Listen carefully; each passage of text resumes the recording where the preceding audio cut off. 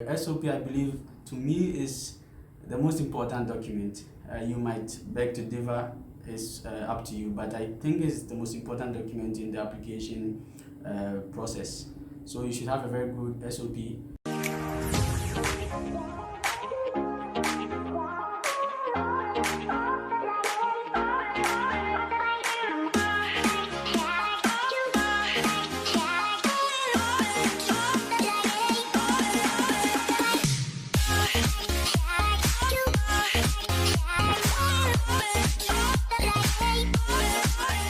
Hello guys, and welcome once again to my channel. Assalamu alaikum to all of you. My name is Shafiq Abbas, and thank you for clicking on this video. In today's video, I'm starting a new series about study in Saudi Arabia, study in the Kingdom of Saudi Arabia. And in this series, I'll be sharing with you scholarship opportunities from different schools, from undergraduate, masters, and PhD opportunities, but most of them would be on masters and PhD opportunities. And in this first episode of the series Study in the Kingdom of Saudi Arabia, I'd like to talk to you about the general application requirements from almost all the schools. In the next episodes, in the scholarship opportunities, I'll be sharing with you the minimum and specific university requirements from each university, but the general requirements I'm going to share with you in this episode. But before we get to that, let's get to the juicy part of things.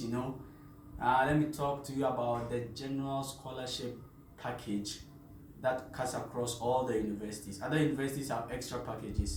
For instance, in the university I am, there is more opportunity to work with industry, because we are very close to Saudi Aramco, the headquarters of the biggest petroleum processing company in the world. Other university students also get to work there, but because this university is mainly in science and technology, mainly under petroleum and petrochemical geosciences, more people get the opportunity from here. And we also have a private beach, which is not very common with other universities, since most of the universities are in landlocked cities. So these are just the special benefits you get from other schools. But the general benefits, when we come to them, they are: firstly, your tuition is covered by the universities, by the Saudi government, in all the public universities. And also your flight tickets are covered, annual flight tickets. If you are in undergraduate, 4-year undergraduate course, you get to go home on vacation every year till you graduate. And for master student, yearly, just 1 year. If your master's program is 2 years, you get your flight tickets covered entirely. And also you get a monthly stipend, which is much enough for you to be able to cater for your basic needs and study in a comfortable environment. You also get your meals very subsidized.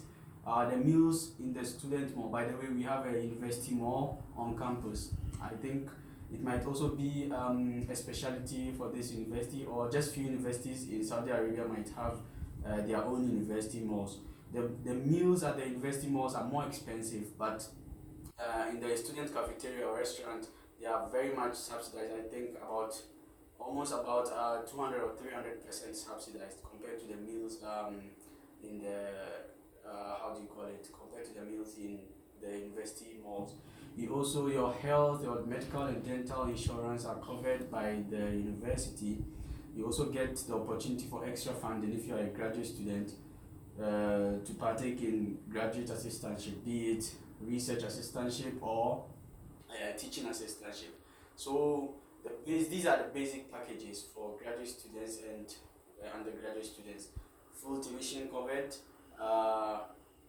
flight tickets are covered, monthly stipends, and basic medical and dental insurances too are covered. And annual flight tickets, did I mention that? Yeah, annual flight tickets too are covered. So these are the basic packages in under the Saudi Arabian government scholarships. Accommodation.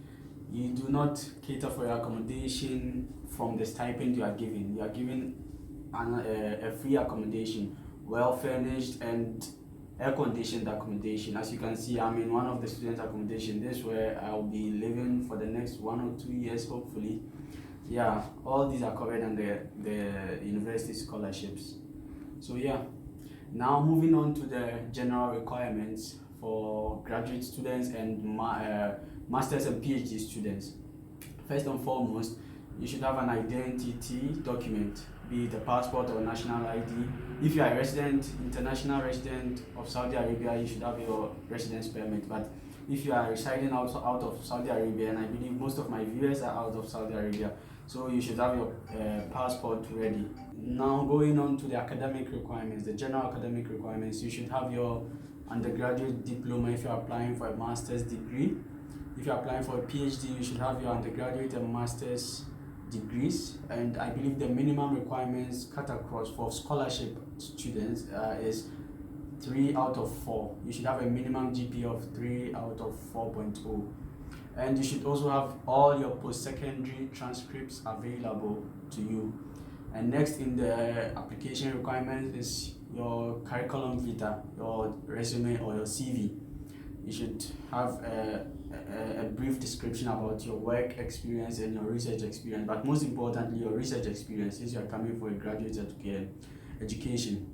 And next on the list is for master students. I believe you should have 2 recommenders. You should have 2 recommendation letters. Some universities permit you to upload the recommendation letters yourself. It means you should get your referees write a reference letter signed and stamped under the institution letterhead, whether they are at a university or they are working in a private institution.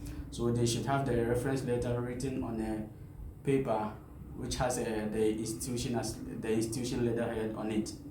For PhDs, you need 3 recommendations to upload. My university doesn't allow you to upload. You give them the information, the contact information of your referees, and they contact them directly for reference letters. And last but not least, one of the most important documents is your statement of purpose. The SOP is what makes you stand out from the crowd. It's what makes you unique. You know, people might have, several others might have 4.0 out of 4.0 as their GPAs. And they might have very good reference letters. But your SOP makes you stand out.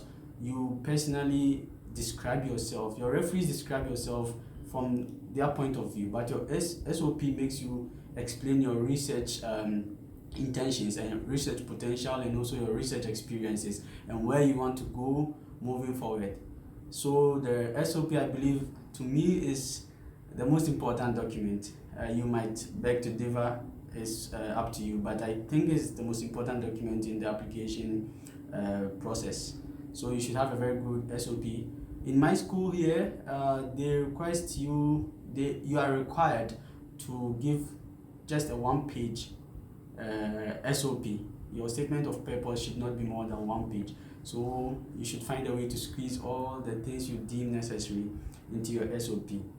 And then other non-important, non-required at the time of admission. Please listen carefully. I believe most people are, the people I know at least, are very discouraged to apply to these universities, especially in the Middle East, due to the English language and GRE requirements.